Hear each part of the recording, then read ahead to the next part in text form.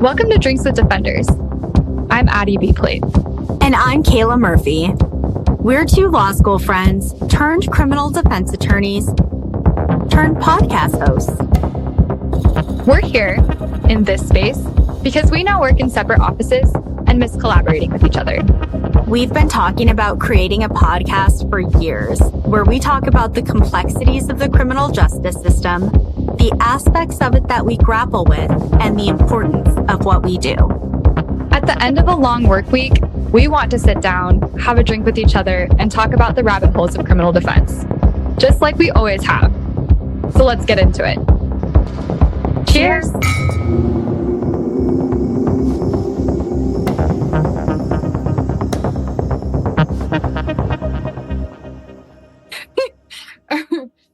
Oh my God, what time do you usually wake up?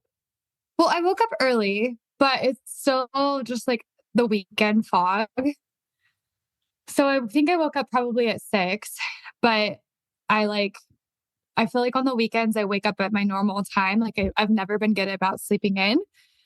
But then if I'm up for a couple hours, just like the week exhaustion just kind of sets in. And so I'm fighting my demons with like my third cup of coffee. How about you? How are you doing? Love that. Oh, yeah, man. I feel you. I'm sure you need to like get caught up on sleep and like rest your brain. Yeah, I had a pretty stressful week, but luckily, I think I told you my first not guilty of the new year. So I think that's a really good omen, right? For 2025. We'd love to start 2025 with a not guilty in the first month of the year. You have been going to trial a lot. I feel like that is something that should be given more attention. It's pretty impressive. And you've been getting good results. And it just comes to a point where you're just like, why not? I think we've talked about that kind of privately, maybe not something we've shared on here before, but you know, you get to that point when you're representing somebody or you're working a case and you're just like, let's go. Or, you know, your client wants to go to trial. And at that point, you just have to be like, all right, let's do it. And I feel like you're really embracing that. I think year of 2024 wrapped, you went to trial a lot and you had some pretty good results. So I'm thrilled to hear that 2025 is continuing in that fashion. Excellent win for you and your client. Thanks, man. Oh, of course, my dog's going to start squeaking her baby. Pee, no babies right now. I'm so sorry. Hold on. Well, and just kind of like as a brief heads up for everybody, we have such an interesting guest today for the podcast, and I want you to introduce him. But I was going to say, I'm just so excited to talk to somebody who has had, I think, more exposure with just maybe public perception and public criticism. Because you and I have talked about the social anxiety that I think sometimes we feel. Like you just do stuff sometimes and you're like, oh my God, like did I handle that correctly? Like I'm embarrassed. Like that is just so uncomfortable. And I just think that if you're somebody who has that on such a bigger scale, I always wonder when people who become like, you know, quote unquote celebrities or influencers or whatever it may be, how they handle people just critiquing every single thing that they do. Because I think about that too. Yeah, same, I would not handle that well. I would be like trolling Reddit boards, like looking for people talking shit about me. Yeah. And like, I think that you kind of have to tone it out, like, you know, drown it out sometimes. But I think for me, it's so hard to just realize as a person, especially professionally, like, oh, I had to, you know, maybe I was really scared. So I had to like put on this like persona of being brave and oh my gosh, did I come across as abrasive? Or especially as a woman, I feel like we think about that so much more. Yes. And I feel for this person who is our guest, because I feel like when, you know, this person was kind of becoming more famous, people were pretty critical of this person. And then I realized, hey, this person's a defense attorney. Like this person's like me. And I feel like that humanized this person for me, being like, okay, this person's being, you know, critiqued as being awkward or whatever it may be. And I feel that as I get older, when I realize that somebody is not different than me, it really allows me to kind of make them make sense, right? Like when I realize, oh, I'm like that, or I have something in common with this person, it just puts them in a box that makes more sense. Totally. And I so much of this podcast, is like making criminal defense make sense. And, some of the terrible things our clients are alleged to have done make a little bit more sense, like from a societal perspective. Right. And I remember this person, I was just gonna say, I think this person, you were like, I know this person as a like, I know this person independently. And I was like, that's so wild to me too, because, in any event, I feel like, I think about what I'm really trying to do in life in terms of relationships with other people, or like how I just consume media or whatever it may be. And I think that part of becoming a better in my profession is keeping some of that in check in terms of like, oh, I don't want people to be quick to judge my clients.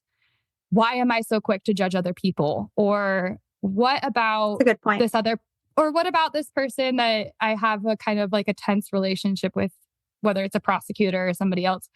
Why? And I think you and I continually talk about that. We've talked about it on here. We've talked about it, just the two of us. But it's something that I think I continue to navigate both as a professional and just as a person, in terms of like, I don't know, some of those social anxieties, if that makes sense. And I feel like as women in this field, as young attorneys, that self-doubt and that, I don't know, just like weird reflection after you've done something, I've come to realize you never feel comfortable in this job. And I don't know if it's somebody... No, there's always things to question yourself about. Like you have to make so many decisions. And there's always, and just like the nature of being human, like we are gonna make mistakes. And it's so hard when you have like an overactive brain that's just constantly critiquing you all of the time and like interrogating you about every single decision you make. And so I definitely empathize with that, Addie. It's one of the worst parts about this job, honestly, for me. And I don't know if other people's professions are similar in that way, but I think that if I could give just people who listen to my weird little kind of rant right now, some context about what I wish people would understand about our job, because we get asked questions about our job sometimes that I've shared that aren't feel good questions, but a question that an answer to a question that I think would be helpful is that this job is hard for reasons people probably don't realize. It's not the morality crisis that's hard or anything like that. It's that you will never feel like you are good enough to represent another person. Like that, you will never feel like you are handling that well, or you will constantly feel like if something doesn't go right, that it's your fault. And it's just the weight of that is really hard. And the anxiety that brings and the fear that it brings, how people perceive you, and you get criticized as being like a bitch or whatever it may be if you have to do your job. That is so hard. And I really feel like maybe that is something that I wish people would realize about our work, and maybe just attorneys, I think sometimes just get a perception of us being like neurotic, difficult people. And it's like, well, hell yeah, we are. Like, can you imagine some of the shit we're having to deal with? Like, fucking literally, man. I'm crazy because I have to be. Like, yes. Mm-hmm. And, thank you. Yeah, dude, you're reminding me of, I think I told you about it the other day, but I was reading this like really sad Reddit discussion on the public defense subreddit that was talking about like suicides and public defense. And somebody had left this comment that just like really stuck with me and I've been thinking about a lot. And it was something to the effect of, I wonder if this job breaks people or if only broken people want to do this job. And I guess I would a response for put that to you, please. I have a response for that. Let me find it. Because we talked about that. I remember you asked me that and I was like, it just kind of like, it stuck with me because I was like, okay, I feel like maybe I am kind of a broken person because I'm drawn to helping people that are going through really hard things. And maybe that's been an experience that I've had. But I was going back to Just Mercy, which is always in my kind of library of inspiration. Because I was thinking about you posing that to me. And I was reminded that there's a quote from Brian Stevenson, obviously the author. And I always go back to him for wisdom. And he has a bunch of quotes in that book and little excerpts about brokenness. And so I would encourage you to thumb back through that book and talk about how he views his brokenness as a part of his job.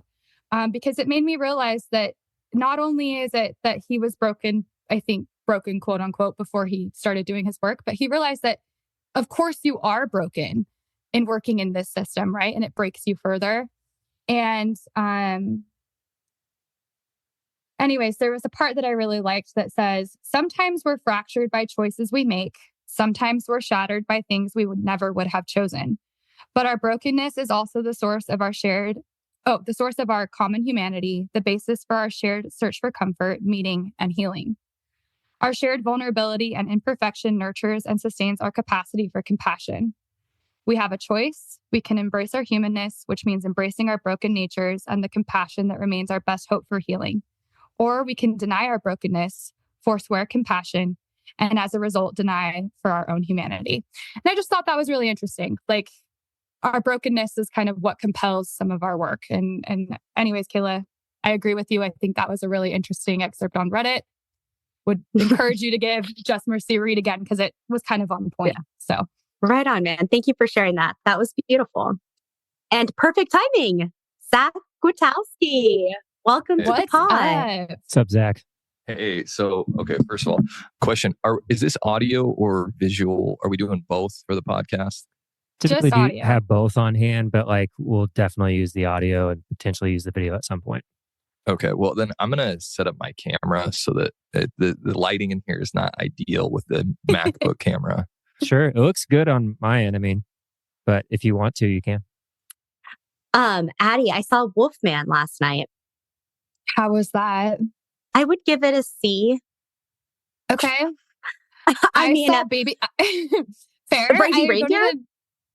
No, I saw Baby Girl last week. Oh. And I have thoughts. It was pretty good. I love Nicole Kidman. It was so interesting seeing her in kind of that, saucier role. It might kind of reminded me more of like young Nicole Kidman, like back when she was married to Tom Cruise. But I don't know. It was really kind of dark. And yeah, you'll have to, if you see it, you'll have to give me a review. I think I would probably give it a B. Okay. But the cinematography is great for people who are into film. I understand the is it A24 or whatever it is. I understand that is like very much a cult classic in terms of if you're into cinematography, things that are shot in A24 or whatever it is a big deal. Okay, I respect that. But the storyline was kind of dark. Can you give me like a 10-second synopsis? Yeah. Yeah. So it's it's kind of like a sexual thriller. So she's a powerful CEO of a robotics company who is married, and she has basically an affair with her intern. And has this deeper kind of undertone of her kind of processing, I guess, like her sexuality. It was very interesting. I went and saw it alone, which I used to go see movies all the time alone when I was a law student, because I would go to the Cinnabon inside the mall and get a Cinnabon and take it with me into the movie theater. And it was like a little treat for myself. So it was the first movie I've been alone to in years. And it was one of those where like everybody else was with like their significant other or like their girlfriends. And I'm like at this kind of just, I'm sure it was. Was there like 30% of the movie sex? Yeah. Yeah. Okay. For sure. All right. So I'm like, I'm sure that people thought I was like a sad housewife that was like needing some like saucy entertainment. I didn't get a Cinnabon, but I'm like sitting there with like gummy bears, just taking it in. I was like, oh, people probably think I'm so weird, but it's fine. I mean, Zach, did you see Baby Girl? Have you seen Baby Girl? No, I have not seen Baby Girl.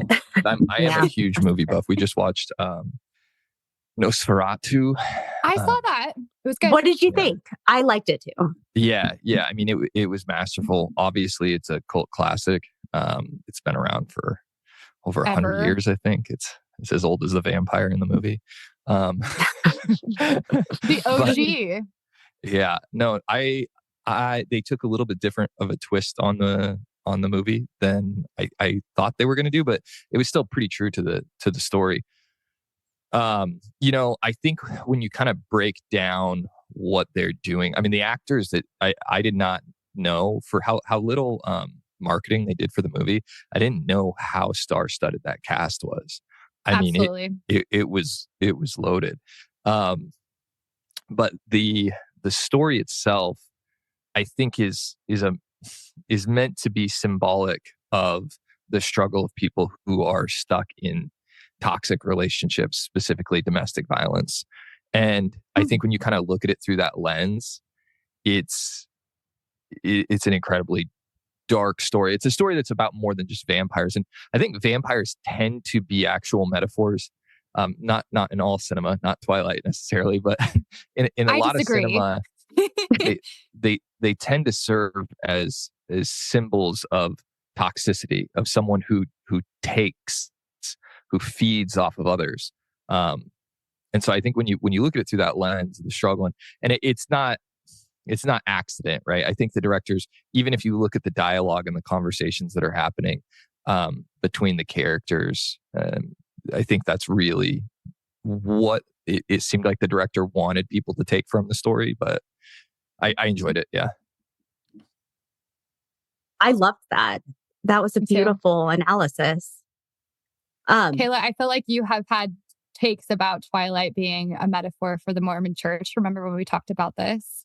So we've talked about this before. So I agree. I think it's very interesting. I think vampires, including Edward Cullen, have, because, part of, I think, the narrative there is that he's an older man that's kind of, quote unquote, preying on a younger woman. And there's a lot to unpack with Twilight. We will have to do a deep dive on Twilight because I am of the generation that consumed all of Twilight, like was at every premiere, read all of the books multiple times. But Edward Cullen, I think, is also a very controversial metaphor. And I agree. I think Nosferatu was masterful. I was also so surprised by how impressive Johnny Depp's daughter is as an actor. Like I could see him in her body movement and stuff. I was like, oh my gosh, like talent is genetic. And like, it just was so, I was like, wow, like she's so talented in the same way that I think he is. I'm sorry, speaking of, congratulations on your new baby, Zach. I'm sure a little lawyer prodigy to be. Nice segue. Thank you. Okay, so yeah, we'll, I guess, save the rest of our vampire discussions for some vampire podcast we'll create one day. No, I love it. I honestly could talk with you guys about movies and cinema. I have recently, as becoming a new father, become a lot more unavailable when it comes to being able to go see a movie. When I lived in Wenatchee, I had this thing called a movie pass. Do you guys remember the movie pass? Yeah. Oh, yeah. I wish they still had it. I thought it was a scam.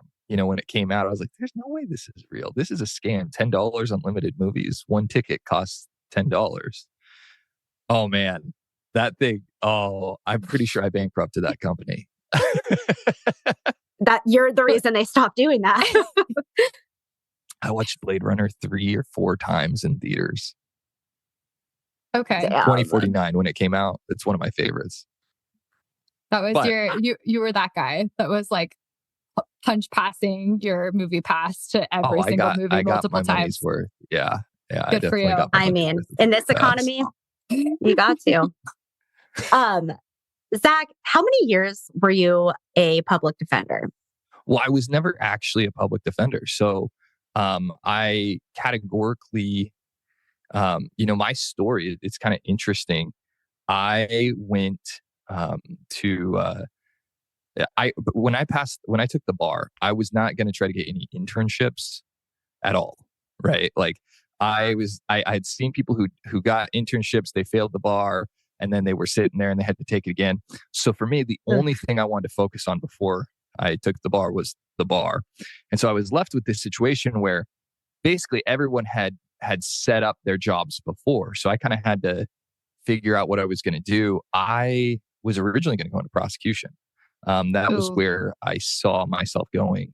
And it was funny because in law school, my mentor, Professor Ramalingam, he always told me, he's like, Zach, you're not a prosecutor. He knew. He's always like, dude, you're the a vibe's defense wrong. attorney.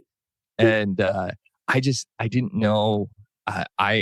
After my mom died, and she was killed by a drunk driver, I just didn't know if I could do it.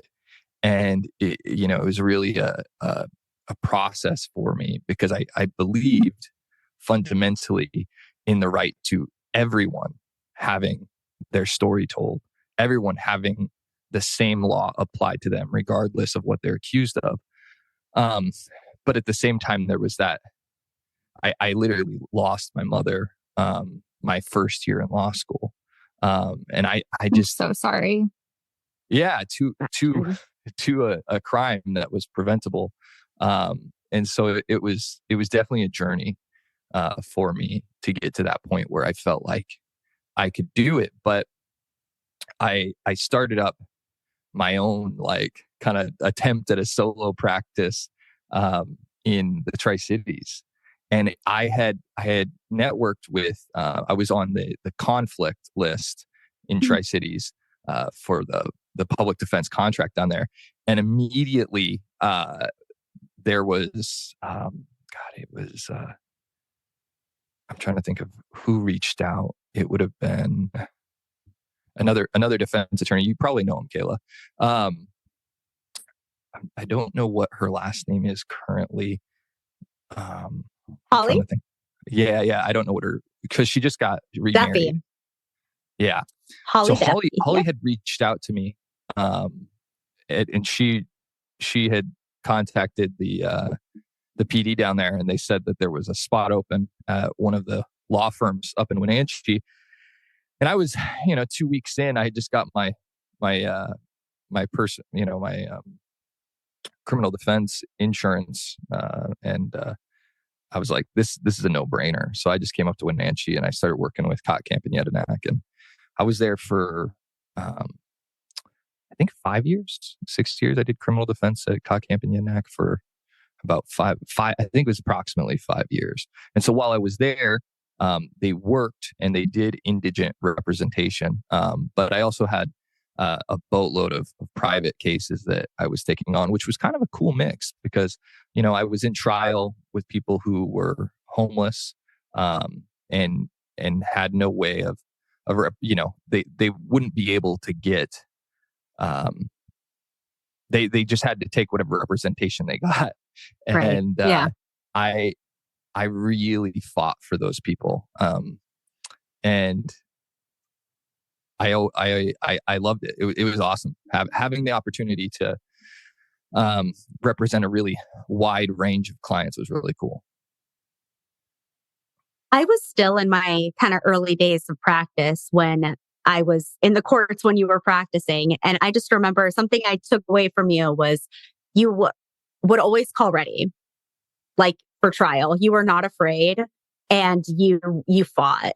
And when I was more of a baby attorney, I was more afraid to do that. But as I've grown, I've really tried to kind of embrace that same attitude. Like, F you, prove it. Let's go. Take it to the box, Yeah, that makes me really happy. Your husband, I saw that from him. He had that attitude from the very beginning. And I feel like if you're in criminal defense, that is the single thing that matters most. And to kind of boil it down a little bit more, it's just how much do you care, right? Like how much do you care, and how much can you separate your own ego from the equation? And I found that time and time again, where it really just came down to how do I best serve my client? And ultimately, sometimes that's trial, sometimes that's not. But sitting down and having the conversation with them, just like, hey, I'm willing to fight for you. I really am. I had so many people that they had really bad cases, and I would explain that to them, and they'd be like, no, I want to go to trial. And then I'd say, okay, let's do it. And then they would kind of like they were kind of bluffing because they didn't actually want to go to trial, but they were so used to attorneys trying to talk them out of it that they were kind of like, whoa, let's roll back. But really, the hardest conversations that I've had are clients who wanted to plead guilty that I believed in and they were not guilty.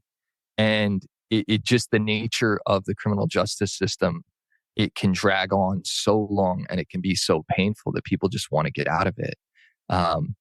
And I'll tell you, there, like, every time I had the conversation with a client, I said, look, I know that you're innocent and I believe in you. Don't plead guilty to this. And we actually went to trial. We won. And they were hard cases. It was cases where I don't think a lot of people would have thought that the person was going to prevail when we got to trial. And it's just, when I looked at the facts, and sometimes it was, we'd almost get to trial and then they would finally back down. I had one case that was just so unbelievable. And it's hard because a lot of times these cases are people who have committed crimes in the past, right? And so they have a criminal record, and people look at their record and they just assume they're guilty. But I mean, I had a case where there was a man who, he was chased by his mother-in-law into a grocery store. She had a no contact order with him, and chased him down, jumped in his car, and at least this is what the client alleged to me, and then called the cops and accused him of violating a no contact order.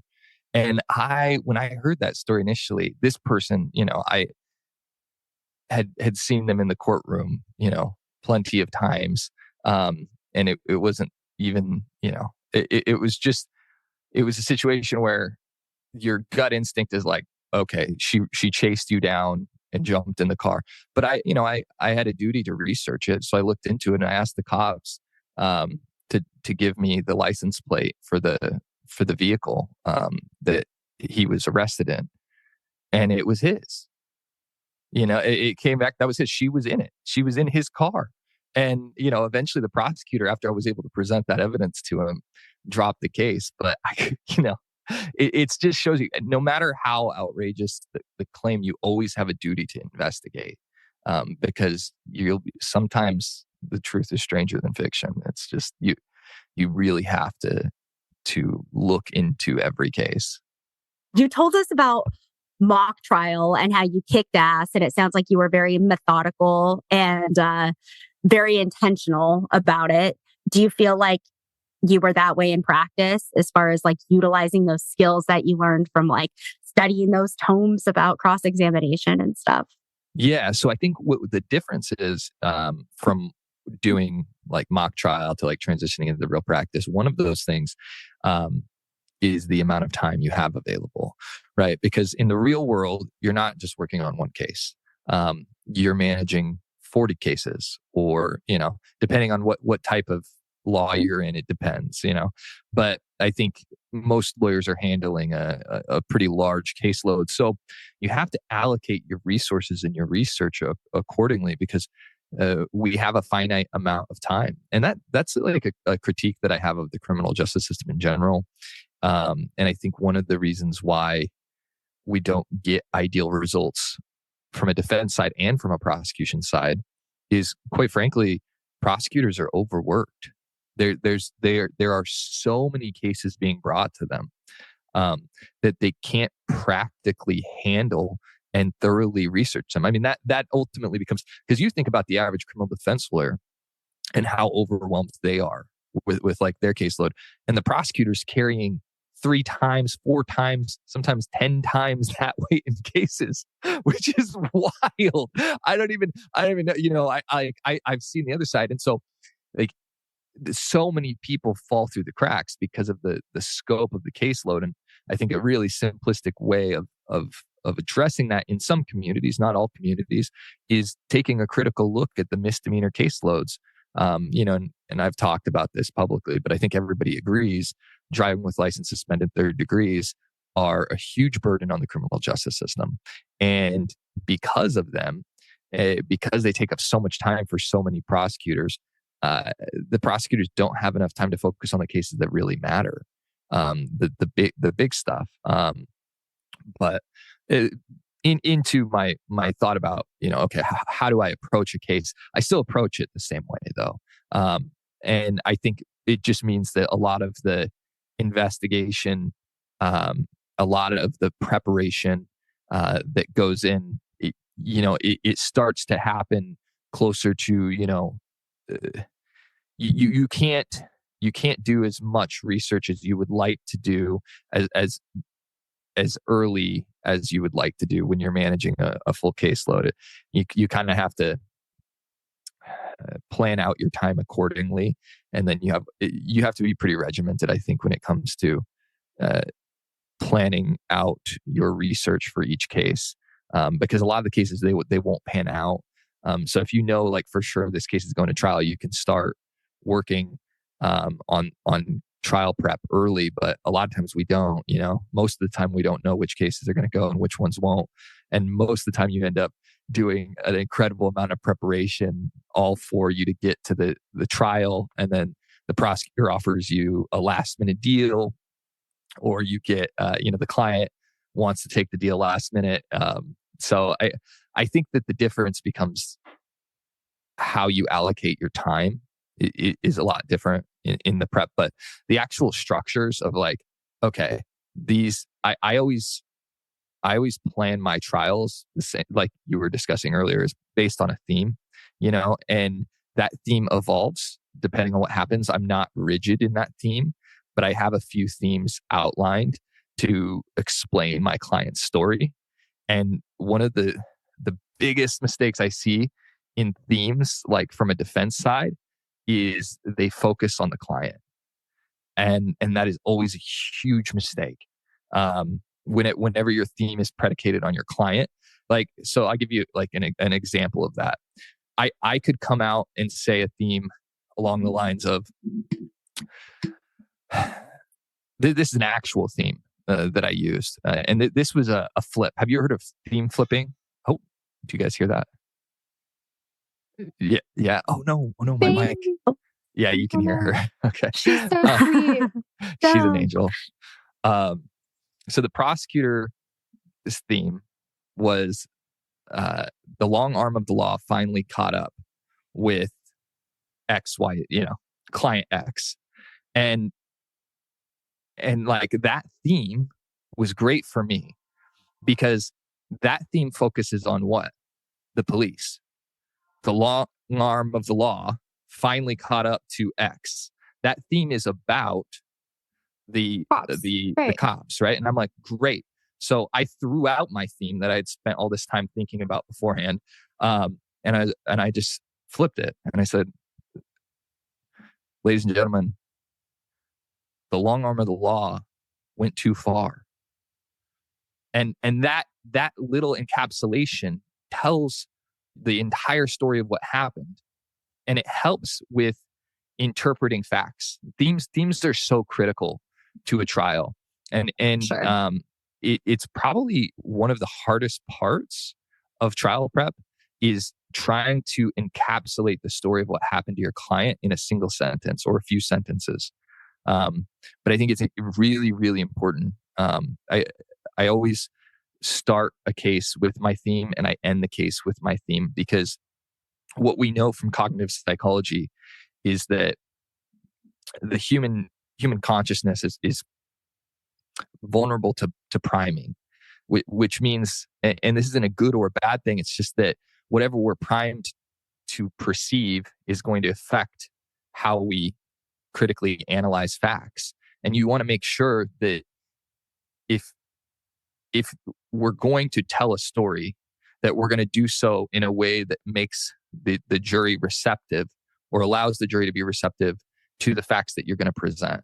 And I think if you don't have a coherent narrative that explains your client's story, like the jury's just going to have a bunch of facts and they're not going to know what to do with it. And I think all the best trial attorneys are really good storytellers at the core of it. They know how to tell a story. And so that's always like, if I think of what the number one thing is, that's probably number two, actually. Number one is voir dire. And I'm so glad you said that, because when you were talking about themes at the beginning and themes at the end, I love voir dire. I've told Kayla this so many times. I think that voir dire is just so important as a defense attorney, just getting a feel for people. I always call it tainting the well with your prospective jurors and introducing your theme in voir dire. I think that ability to get people to just kind of think about the case before the case is really started is really important. I love voir dire. I always take my time with it. I think it's just an opportunity to really just personify yourself and become likable and talk to people. Exactly. And, it's a really important thing where I think you really got to think about your questions. And I think people who keep the same questions for every trial don't know what they're doing. You need to absolutely think about what you're wanting to talk to people about before in each voir dire. I don't have the same voir dire for every single case. I mean, certain questions, maybe like, right? No, I don't know. No. I agree with both of you on that. Yes, okay. There's some questions. There are questions that I ask every time. There's a very specific set of questions in a criminal case. In a criminal case. And, a lot of those are related to the burden, but I do that in a very particular way. And so I was talking about the concept of priming. And the reason there's a book that really fundamentally changed the way that I thought about voir dire. And it was not about voir dire at all. The book is called Persuasion. And it is by an author named Robert Cialdini. And he's written like 2 books. He's written a lot more than 2 books, but like he really is one of those authors that every book that he's written is like a must read. And he doesn't write books to make money. He writes books because he has something really meaningful to say about the topic that he spent his time studying. And in Persuasion, he spends a lot of time talking about the psychological research around priming. One of those concepts is related to attributes. And when I look at voir dire, this is a lot. There are two purposes to voir dire for me when I'm going into it. And a lot of people think of it like I'm going to pick the jury, right? That's how they go into voir dire. I think that is a mistake. You're not there to pick the jury, right? You are there to prime the jury. I agree. And you are there specifically, even more importantly than that, to try to pick the leader of the jury. Exactly. And yes, because this is a conversation I've had with people. Like I don't care. Okay, let's say we have 3 people that have negative feelings about my client.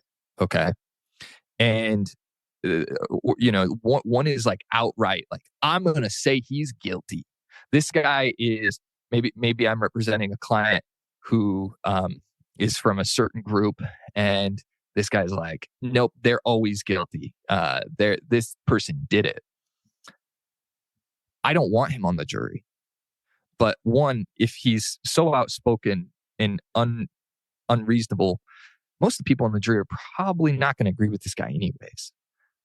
But what's more worrying to me is if I have someone on there who perhaps they're fairly charismatic, they are well-spoken, and I have an inkling that this person has a pretty strong bias or some bias, right? Because ultimately the goal is to get a fair trial. And I think that's usually, I think most prosecutors and defense attorneys, we just want people who are going to to listen to the facts and try to make a decision based on the facts. Like if you're at trial as a prosecutor, usually, or a defense attorney, usually, it's because you think that there is a legitimate case on your side. So you just have two people who see the world fundamentally differently. And the hope is that the jury is going to just look at critically, and whoever has presented the facts in the most compelling way, they're going to win. So when I'm looking at the jury or during voir dire, my primary question is like, okay, is this person going to be the leader of the group? Because I would rather someone who outspokenly hates my client on a jury than someone who subtly doesn't like my client, but is going to be able to persuade the other people. So I'm constantly looking at that. And this thought process, I didn't create this thought process. I had a conversation with an attorney in Seattle, and he told me this line of questioning. I had the conversation with him about it. What he'll do, and this is one of the things that I would do too, is I would pick out basically who I thought would be a leader. Okay, I'd pick out a couple of them. One who I was already going to kick off the jury, right? Like I'm like, this guy, no, he's going. Next. And then the other two that I thought would be potentially compelling leaders of the jury. And what I would do is I would bring up the fact that they would have to pick a foreperson. I said, ladies and gentlemen, today you're going to have to pick a foreperson. That is a responsibility. And Madam X, if you were selected to be that foreperson, would you do that? Would you take on that responsibility? And if they say no, well, they have to step down. Well, what have we just done? Well, everybody in the jury just heard them say, hey, I'll be the foreperson, right? And now they're all looking at him because no one wants to be that. No one wants to be the foreman. No one wants to be the one who has to like read it out. That no one wants that job. So now they've acknowledged like, hey, I'll do it. And then they're back in the jury box and they're like, hey, you said you would do it. So that's a really subtle tactic in jury selection that can make or break a case. And I think because what's going to happen is when you get back to the jury box, there's always going to be at least one person who disagrees with you statistically. Otherwise, you probably wouldn't be at trial, right? So the questioning, and this is kind of a line of reasoning that I've seen many great trial advocates talk about, is your goal is to equip the people on the jury who align or identify with your theory of events and give them the tools to argue against the people who disagree. Because that's what's going to happen every time, almost every time. I mean, sometimes cases are so bad that you get a 15-minute not guilty verdict. And I've had that happen. But a lot of times it goes 3-4 hours. And then so what happened? Obviously, people weren't in agreement. So the team that usually wins is the one that had the most effective tools for arguing. So I'm always first trying to pick out the leader in voir dire. And then during the case, I try, like my closing argument is about equipping them with the tools. So I'm always thinking about that as the trial is going on. How can I give them the tools to argue against the points of the prosecutor? So I'll like identify the prosecutor's arguments during the case. And then I'll come out and I'll say, hey, look, someone in the jury might come to you and say, well, there were fingerprints on the weapon. And you'll need to remind them that there were 3 different people who had access to this weapon. It's the things like that. But I got off on a tangent there. So that was fascinating. Honestly, I'm going to listen back and take notes. Seriously. I always love trying to play that game too of who do I think is going to be the foreman of the jury. And I love, identifying that person in voir dire. And then something I've always found really interesting is if they have a response to a question in voir dire that I really like, I regurgitate that in closing argument. So they're hearing back from themselves. I like that. And so it's a point that is helpful that I felt like, hey, they agreed with me on this and they're hearing themselves at this point. The last trial that I did, I knew immediately in voir dire who was going to be the foreman. And then she was. And so I, talked to her about, she had previously been on a jury. They had found a criminal jury. They had acquitted the person. And so I regurgitated back to her in closing what an acquittal is, and that she knew that if it was the similar situation, she was, socially responsible for reaching the same outcome. And then they did. And so I enjoy that. I enjoy kind of the psychology of voir dire. I think people are really interesting. I think there's so many techniques you can do to just kind of introduce your themes, prime them, identify who is going to be helpful in your case and who is not. I think in that particular case, I could not believe that the state kept this person on. And then they did. And I was like, she is my star on the jury. And then you identify, she's my star. And I'm going to just identify. And everybody agreed with her because she was likable. So when you have a leader of a jury that is likable, and everybody's hearing from this person again in closing, I think that was more, effective than hearing back from me. Because at that point they've been listening to you all day. But I don't know. I think juries are so fun. I think that it's just a snapshot of real life. I feel like some of the rest of the trial process doesn't feel real because it's just quickly and you're telling all these stories, and then there's parts that people don't get to see in terms of the jury, but or there's parts the jury doesn't get to see in terms of, things have to be taken outside the presence of the jury and things like that. I think voir dire is probably the most organic part of the entire trial. I don't know. I was going to ask, and this is a question for both of you. Have you noticed whether the jury will make eye contact with you before not guilty? Right? Please.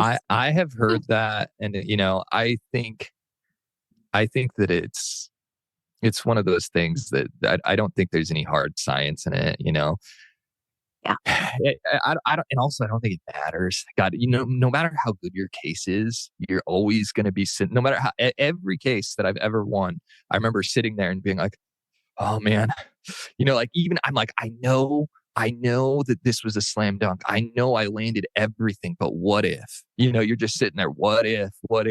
So you know what? They could come look at you directly or look away the whole time. I think your gut's still going to be churning if you care, right? If you really care about the case, which is what I think is most important. And one of the best law school professors that I had in at the University of Idaho, he Professor Seaman, he was in class one day and he said, "Look, I've known," and this is a man who has argued in front of the Supreme Court of the United States multiple times on very high profile cases. He came in. He's like, "Look, I've known many really, really intelligent attorneys, and I've known many hardworking attorneys. But the one thing that I believe makes a good attorney is that they care about their clients." And I just have seen that time and time again, like in the practice, like the guys who I really respect, the women that I really respect are the ones who they might not be the best legal scholars, they might not know the law as well as another attorney, but they have tenacity because they care about the client. And I just, those are the people who always get the best outcomes for their clients, the ones who really care. And I just think that's true in most things in life, probably. But yeah, I love that, Zach. It's true. You definitely have to be tenacious as a criminal defense attorney to get good results. The last thing I want to ask you about your podcast and how you were inspired to create it, what it's about, and where people can find you. So if you wouldn't mind just telling us about that. Oh yeah, no worries. The podcast is called Blind Love. And my wife and I, we just get together and sometimes we just have conversation about what's going on in our daily life, which usually has to do with our 8-month-old girl and, the struggles of sleep deprivation and all those things. And then we also interview guests about their journey in love. And I think everybody has a love story. So I think I talked earlier about Anu, the CEO of the International Justice Mission. We got to meet with her, and she is one of the most inspirational women I've ever met in my life. She had gone through some incredibly traumatic assaults where, in public, where she was fighting for children that were being exploited by criminal syndicates in her region. And she just didn't care about the consequences. She was going to speak out against the injustice, and it cost her dearly. She was beat by 7 people, and it left her paralyzed. And her whole family quit their jobs and came and took care of her. And she eventually recovered, and would go on to help free over 10,000 victims of human trafficking, people who were enslaved, people forced into all kinds of horrendous forms of slavery.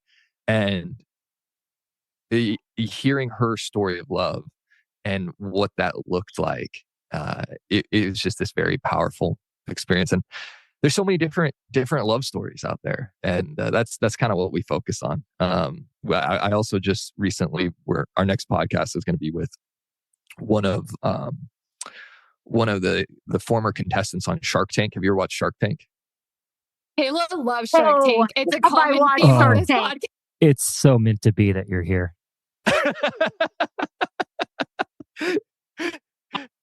Big fan. Sometimes the universe just brings serendipity, and this is one of them. Oh man! So this is one of those moments. So we don't have time for this story, but I had this serendipity day, and I was like, "What is going on?" Like, I was so freaked out about the day. Like, so many serendipitous things happened. I went out to this bar out in Leavenworth, and every person I talked to had some connection to me. It was weird. Like, everyone I would go up to, it was the most odd day. One of those people was Micah's brother. Is it the Loft? Yeah. I you just were at the Loft? Oh, sorry, my dogs. That's his parents' restaurant. Bar. Yeah. So I went there, and I just ended up in conversation after conversation with people that had these just really weird connections to me. And it just kept happening to the point that I'm like, I want to go home. Like, I can't take this. But so Hans Dose, he is the founder of a company called Tentacle. Have you heard of it? I have not. I'm not recalling.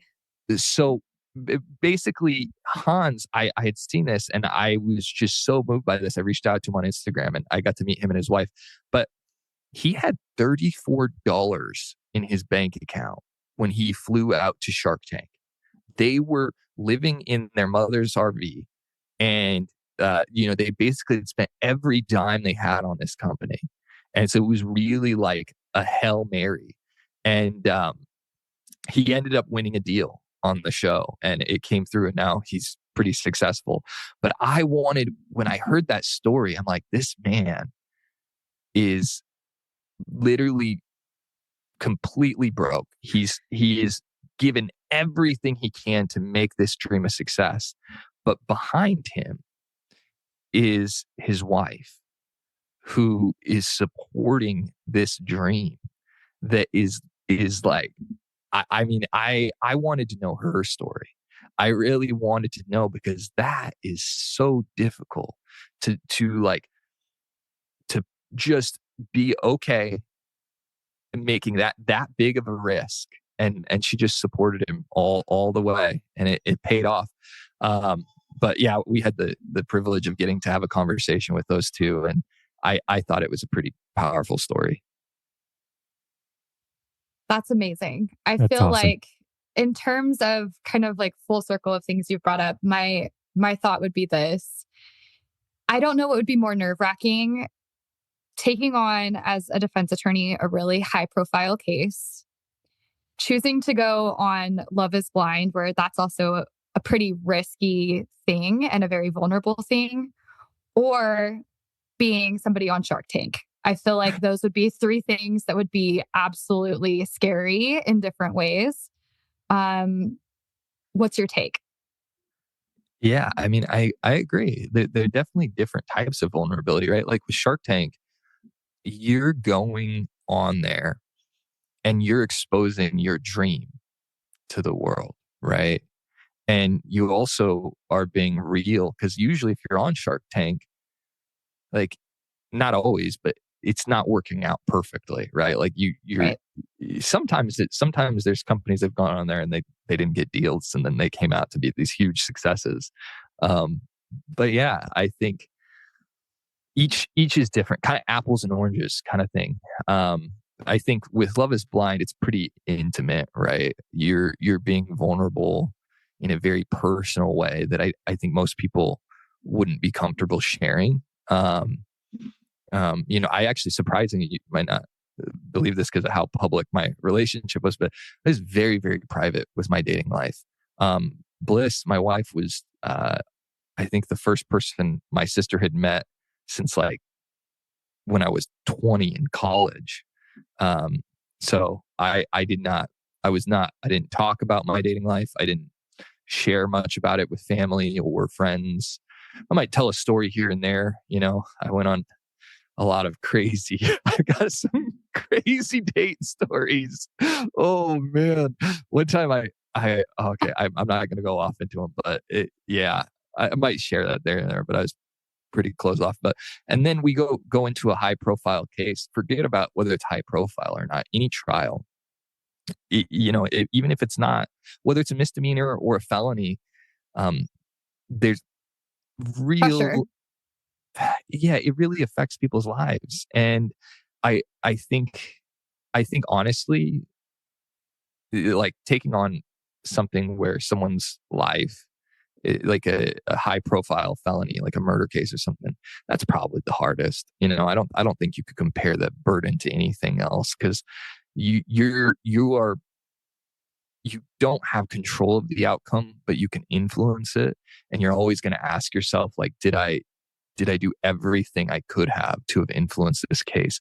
Even when I was handling like low level misdemeanors, I would drive myself crazy if I thought I could have gotten my client a day less. Like, the prosecutors would like chuckle, because I would like go back and forth and I would fight with them over a single day. And to the prosecutor, like, whatever, what's a day in jail? I'm like, it's a day.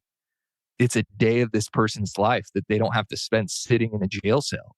And they're dealing with cases where someone's looking at 300 days in jail. And I'm like, we'll do 299. Let's get it down. Fighting over pennies. But I think that burden is incredibly high. So that's my thoughts on that question. I agree.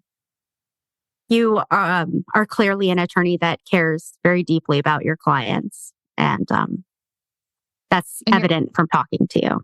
And you're in our camp, which I appreciate. It's so nice, like, having people that's why we do what we do. And thank you for sharing that. I mean, we have different life experiences, but I think that the bond of humanity is really the commonality. So thank you so much for sharing that as well. It's really important and really such a beautiful thing. It is. And we'll let you jump off now. Zach, awesome. But I'm going to go back to the, maybe you can cut this all out, but we had this whole conversation at the beginning about cinema. And I am huge into audio dramas, huge. But I've become even more into them since I had my daughter. And so I just don't have time to sit down and watch a movie. I don't have time to, I barely have time to sit down and like read a book recreationally, because I'm changing diapers. I'm trying to put her to sleep. Sometimes it'll take like an hour to put her to sleep, and then she wakes up and then I'm back in. But I can have an earphone in my ear playing an audio drama. So I recently, have you guys heard of Q Code? Q Code Entertainment. They have so many good podcasts, audio drama specifically, all different types. I have not listened to a bad one on there. And so I literally just gone on there and I just listen to everything that's from Q Code. I just click on it. I'm like, okay, this is my new audio drama. But the one that I just went into was called Broaska. And it's, I told my wife that this is probably top 3 podcasts or audio dramas I've ever listened to. We love a plug. Oh man, Nice. I'm not connected to them in any way. If I'm passionate about something, I like to share it. And Me too. I really think you two would really enjoy it. It is pretty dark, and there's definitely some things that would trigger. It deals with issues of sexual assault. It deals with issues of human trafficking, and sex trafficking. And it is, but the actor who does the voice acting, he's from I think it was like The Sweet Life of Zack and Cody or Shut something. up. That's amazing. That's awesome. Yeah. I think that was what he did, but he's a pretty well-known actor. And it was a masterpiece. It's 2 seasons. It ends with a finality to it, where a lot of audio dramas and stories, they don't have a finality. It's just like, oh, let's see how long we can push this. It's 2 seasons. It is so dark the entire time you're watching it. You're gonna be listening to it in your mind. You're gonna be sitting there like, oh my God, can this get any worse? And it'd be, yes, it gets worse, and it gets worse, and it gets worse, and it gets worse. But I will give it a listen. That's music to my ears. Yeah, I was hooked. Just finished it. So, all right, guys. Oh yeah. Thanks, okay, Zach. I'm excited to listen. See you, Zach. Thank you so much. See you guys. Bye. Bye.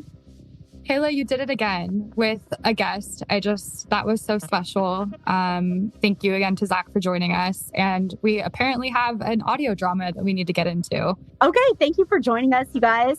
Cheers, and we will see you next time. Cheers. Cheers.